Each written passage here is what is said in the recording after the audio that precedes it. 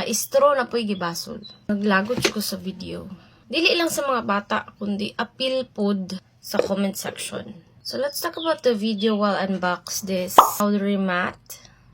So ang nahitabo, nag-away. So ang maestro ning adto, gibuwag ang away. So of course, aggressive si sir. Kinahanglan ma-aggressive si sir kay nabuwag siya away. Lain sa kay maglamya-lamya siya no niya, moingon siya nga, ayaw mo mag-away. Kisa mo siya mo tuo, ana. Nagbuwag na, wala na.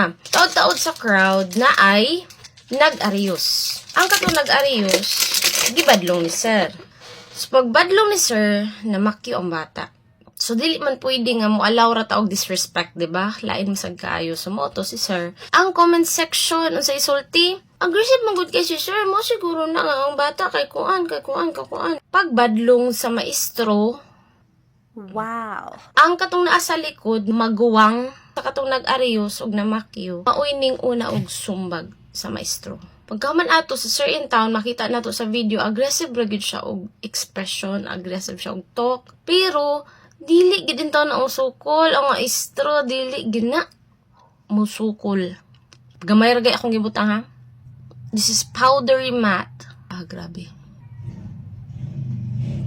Ito nabunog ang maestro. Gitabangan sa magsuon. I hope nga kung disiplinahon mo, for the sake of disiplina rin na siya. Dili na siya para awayon mo or something. Akong gipauga kay transfer proof na siya taod-taod. Anyway, kana mo expression nga na isog-isog, diha ra sa ginakutob. Check out our page, Cheeky Cosmetics.